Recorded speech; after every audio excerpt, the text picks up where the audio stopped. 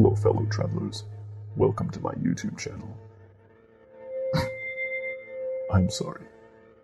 I'm afraid I'm not feeling as well today. However, I will endeavor to soldier on, in spite of any virus. Today we will be discussing an odd corner of history, known by some as the business plot.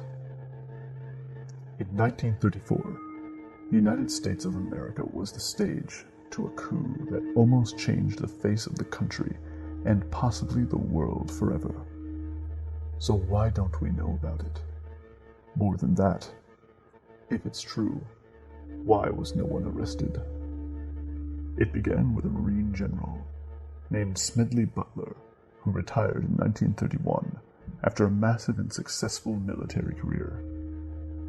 He gained popularity as a veteran advocate during the Great Depression by setting up signing bonuses for veterans out of work and through his huge anti-war advocacy.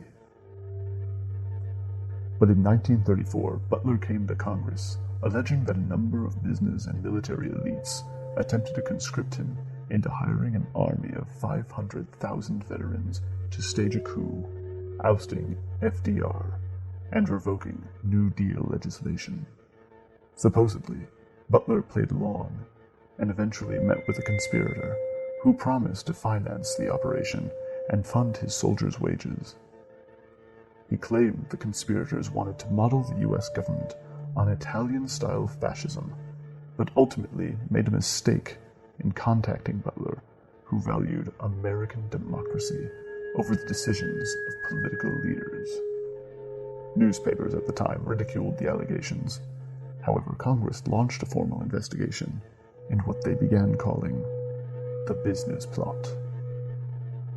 In what is titled the McCormick-Dickstein Report of 1935, Congress found evidence suggesting such plans for a coup existed, but never published the names of those involved, save for two, McGuire and Clark. In addition to these names, other individuals have been speculated to be part of the business plot.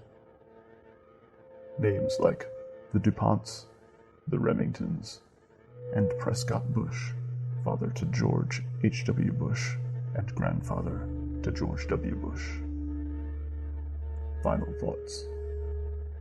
Why was no one else publicly listed in the investigation report? And why were they not prosecuted?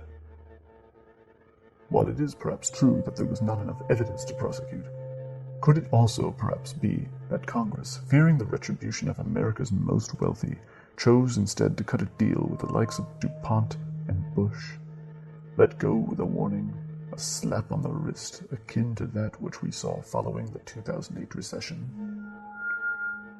The business plot did, after all, occur during the Great Depression, and certainly there would have been fears of crippling the economy further. Furthermore, given the political and financial dynasties that have continually commingled and often dominated American public life, is it not such a stretch of the imagination to conceive that the founders of a clandestine coup threatening to pull re-election finance money in exchange for burying a little report about an illegal operation that ultimately never came to fruition? Or more simply, when public opinion runs on jobs and security, who is really the leader of the so-called free world? Thank you for watching. It means so much to me that you take time out of your busy day to visit my apartment.